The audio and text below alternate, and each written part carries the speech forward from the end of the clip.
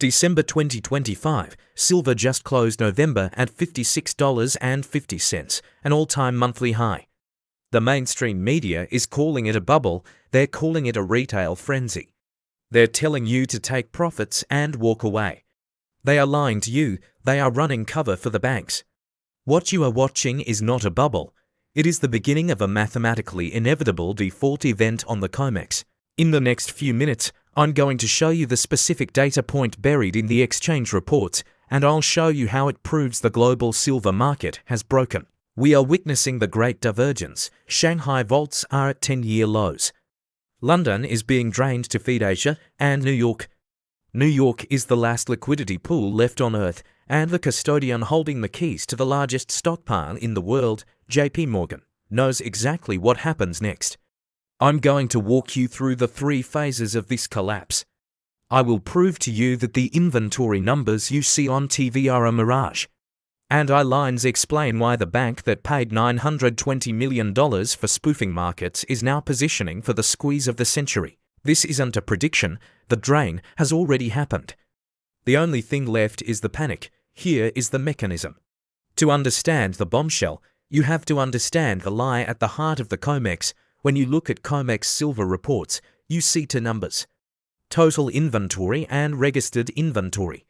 Total inventory looks healthy. It sits in the hundreds of millions of ounces. This is the number the banks show you. This is the number they use to say, look, there's plenty of silver, but that number is a lie. Total inventory includes a category called eligible. Eligible silver is metal that meets the purity standards to be traded.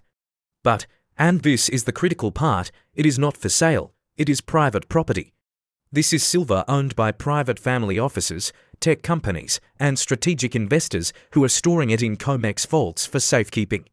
They have no intention of selling at $30, $50, or even $100. The only number that matters is registered. Registered silver is the metal actually available for delivery to settle futures contracts. It is the only liquidity the market has. In 2020, registered silver stood at nearly 150 million ounces.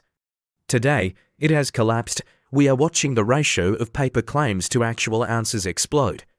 And who is the custodian for the largest pile of silver in the world? The issuer's Silver Trust SLV. JPMorgan. They know exactly who owns the eligible silver. They know it's not moving. They know that when the registered stocks hit zero, the exchange cannot simply seize the private eligible stockpiles to cover their bad baits. That's theft. The moment the market realizes the total number is a mirage, and the registered number is gone, the price doesn't just rise, it disconnects. It goes parabolic. Why is the COMEX draining now? Because the rest of the world has already run out. Look at the data from the Shanghai Gold Exchange. In late 2024 and throughout 2025, Shanghai silver inventories plummeted to 10-year lows. Why? Because China is the world's largest producer of solar panels. They aren't trading silver, they are consuming it. When silver costs $58 in Shanghai and $56 in New York, what happens? Arbitrage. Traders buy every available ounce in New York. They put it on a plane and sell it in Shanghai. This is why we are seeing what analysts call the Great Divergence. Shanghai is in backwardation. That is a scream for physical metal. London saw inventories plunge as metal moved east to satisfy Indian and Chinese demand. COMEX is the last window open.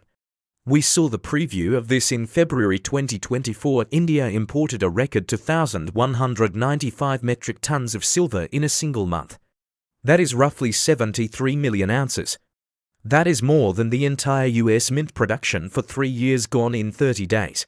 Where did it come from? It came from the West. The world is draining the West's vaults to build the East's energy infrastructure. And JPMorgan, as the custodian of the SLV and a major player in London and New York, sees every single bar moving across the ocean. They aren't stopping it. They are letting the vault run dry. Why? Because the lower the supply goes, the more valuable their own physical position becomes. They are managing the collapse for maximum profit. But high prices will cure high prices. The economists say mining will increase, demand will fall. Wrong. This is the silver bombshell that makes 2025 different from 1980 or 2011. In 2011, silver demand was investment-driven. You can sell your coins if the price gets too high. In 2025, silver demand is industrial and mandated. The new standard for solar technology, TOPCon cells, uses significantly more silver than previous generations. This isn't optional. If you want the efficiency, you pay the silver price. The Silver Institute confirmed a structural deficit of 215.3 million ounces in 2024. That was the fourth consecutive year of deficit. We are not consuming inventory, we are consuming the geological legacy of the planet. Mines are flat. You cannot spin up a silver mine in 6 months. It takes 10 years. Recycling is capped.